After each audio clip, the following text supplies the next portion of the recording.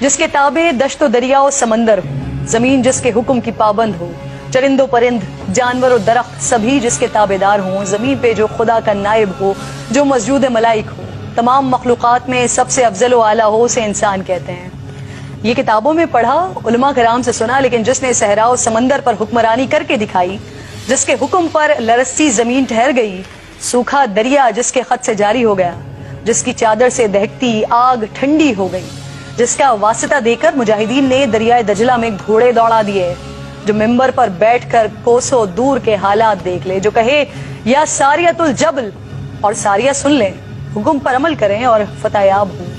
اسے کامل مکمل اکمل مراد نبی داماد علی شہید ممبر و محراب امیر المومنین خلیفہ دوم امام عادل فاروق اعظم سابقین الاولین عشرہ مبشرہ کے بزم نشین محدث قرآن فاتح روم و ایران حضرت عمر فاروق رضی اللہ تعالیٰ عنہ کہتے ہیں،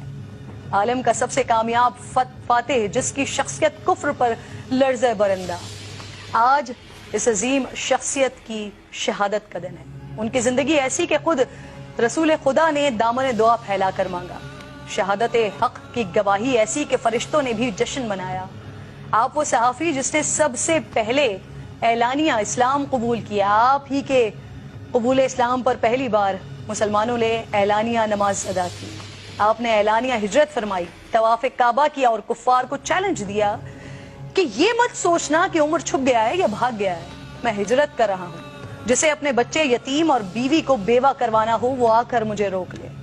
آپ نے جب اقتدار سنبھالا تو اعلان فرما دیا کہ میری جو بات بھی قابل اعتراض ہو مجھے اس پر سرعام ٹوک دیا جائے۔ آپ نے 22 لاکھ مربع میل پر حکومت کی، آپ نے ریاست مدینہ کو ریاست کی شکل دی، بیت المال قائم کیا، عدالتیں بنائیں، قاضی مقرر کیے، فوجی دفاتر ترتیب دیے، فوجی چھاونیاں قائم کی، جیل خانہ جات اور پولیس کا محکمہ بنایا، مردم شماری کروائی، ملک کی پیمائش کا قاعدہ جاری کیا، نہریں کھدوائیں، رضاکاروں کی تنخواہیں مقرر کی، کوفہ و بصرہ اور قاہرہ جیسے شہر آباد کروائے۔ آج ہمارے حکمران کسی ایک منصوبے کا سنگ بنیاد رکھ دیں تو کریڈٹ لیتے نہیں تھکتے ہیں، لیکن حضرت عمر فاروق رضی اللہ تعالیٰ عنہ نے بغیر کسی ستائش کے کام انجام دیے۔ آج ہم بے نظیر کارڈ اور احساس پروگرام سے غریبوں کی زندگی بدلنے کی باتیں کرتے ہیں۔ آج سے 1400 سال قبل حضرت عمر فاروق رضی اللہ تعالیٰ عنہ گلی کوچوں میں گشت کر کے غریبوں کی خبرگیری کیا کرتے تھے۔ احساس ذمہ داری اتنی تھی کہ فرماتے تھے کہ اگر فرات کے کنارے کتا بھی پیاس سے مر جائے تو اس کی جواب دہی مجھ سے ہو۔ آج توشہ خانہ اور لندن کی منی ٹریل مانگنے پر حکمران غصے میں آ جاتے ہیں، اس کو سیاسی انتقام قرار دیتے ہیں، لیکن دور عمر فاروق رضی اللہ تعالیٰ عنہ میں سب مسلمانوں میں بیت المال کا کپڑا تقسیم کیا گیا۔ کپڑا اتنا تھا اس سے طویل القامت شخص کا کرتا نہیں بن سکتا تھا، اور حضرت عمر فاروق رضی اللہ تعالیٰ عنہ دراز قد تھے۔ جب لوگوں نے حضرت عمر فاروق رضی اللہ تعالیٰ عنہ کو اسی کپڑے کا کرتا پہنے ہوئے دیکھا تو کھڑے ہو گئے اور سوالات شروع کر دیے۔ ایسے میں آپ کے صاحبزادے آگے بڑھے اور وضاحت دی کہ میں نے اپنے حصے کا کپڑا اپنے والد کو دیا ہے تو ان کا کرتا بنا ہے۔ وقت کے خلیفہ نے وضاحت پیش کی، لیکن آج اگر ہمارے حکمرانوں سے سوال ہو جائے تو کہتے ہیں پوچھنے والے کی ہمت کیسے ہوئی، پتھراؤ کروا دیتے ہیں، اداروں پر ڈنڈے چلوا دیتے ہیں۔ حضرت عمر فاروق رضی اللہ تعالیٰ عنہ سیاست، امامت، فوجی قیادت کے ہی ماہر نہیں تھے، بلکہ اللہ تعالیٰ نے آپ کے سینے کو نور سے بھر دیا تھا۔ کئی مواقع پر حضور نبی کریم صلی اللہ علیہ وآلہ وسلم آپ سے مشورہ مانگا کرتے تھے، جو مشورہ سیدنا عمر فاروق رضی اللہ تعالیٰ عنہ نے دیا، قرآن کریم کی آیت مبارکہ اسی کی تائید میں نازل ہوئی۔ ازواج مطہرات کے پردے، قیدیان بدر، مقام ابراہیم پر نماز، حرمت شراب، کسی کے گھر میں داخلے سے پہلے اجازت، تطہیر سید عائشہ فاطمہ عائشہ رضی اللہ تعالیٰ عنہا جیسے اہم معاملات میں سیدنا عمر کی رائے، مشورے اور سوچ کے موافق قرآن کریم کی آیات نازل ہوئی۔ علماء و فقہا کے مطابق